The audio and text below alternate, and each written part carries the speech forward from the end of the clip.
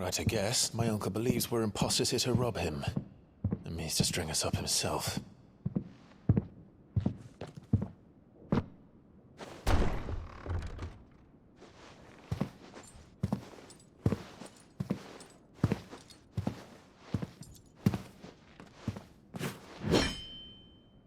Imagine my surprise when I was told my nephew had come to visit.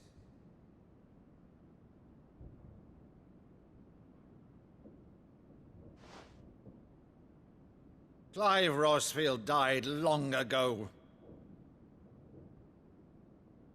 And for uttering his name here, you shall pay with your tongue!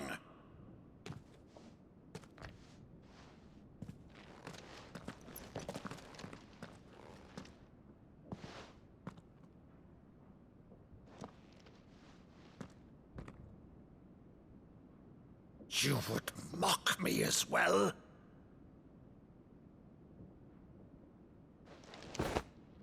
It is I, Sir Crandall of Camelot, loyal servant to her serene holiness, Saint Sybil the Unshod.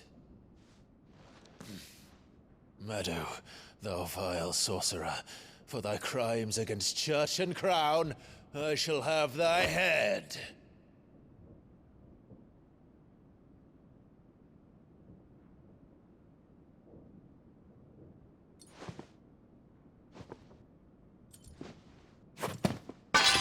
Curse thee, infectious flax wench. Even in death, must thou plague me still? Very well. I shall open the gates of hell, that thou might see thy charge once more.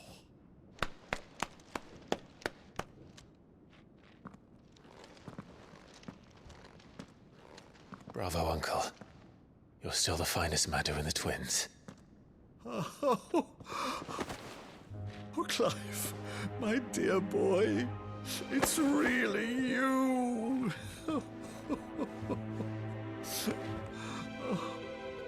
You always were fond of that scene from The Saint in the Sanctuary. Never did let me play Sir Crandall.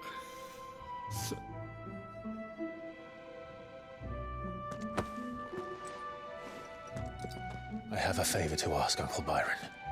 Rutherford, inform the kitchens. There'll be guests. We dine immediately. But, Uncle... You can't very well regale me with the tale of your miraculous preservation on an empty stomach. Go on, sit.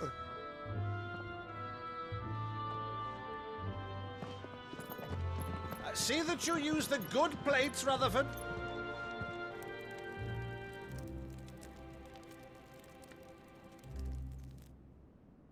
So you arrived late to one of her cullings, did you?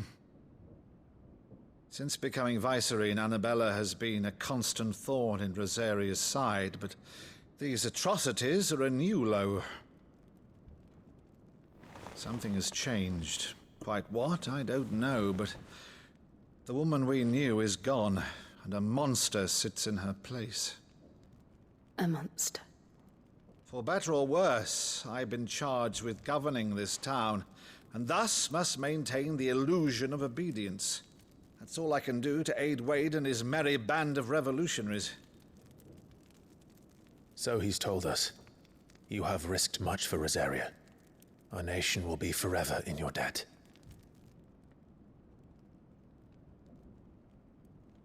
It has been 20 years, Clive.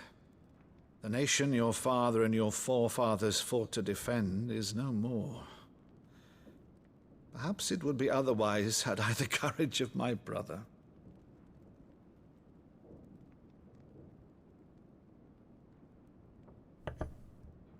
All right, if it's a ship you require, a ship you shall have. I've a galley in port, but recently relieved of her cargo. She can be outfitted for the voyage in a matter of weeks. So you believe us, then? About everything? Believe you? Ha! Only a fool would believe even half of the things you claim. But until tonight, only a fool would have believed my nephew still lived. And besides, I have it on good authority that Clive is telling the truth. Whose authority? On your own, of course. You've always been a terrible liar. Is that true? It's not untrue. Let's say no more about it, eh? It wouldn't do to linger on my nephew's greatest failing.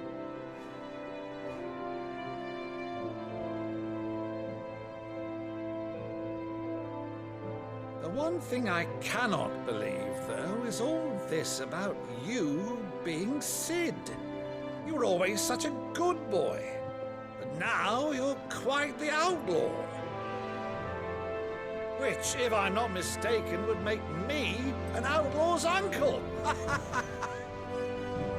Right then, who shall we pillage first? Rutherford, fetch me my cutlass. This will be fun.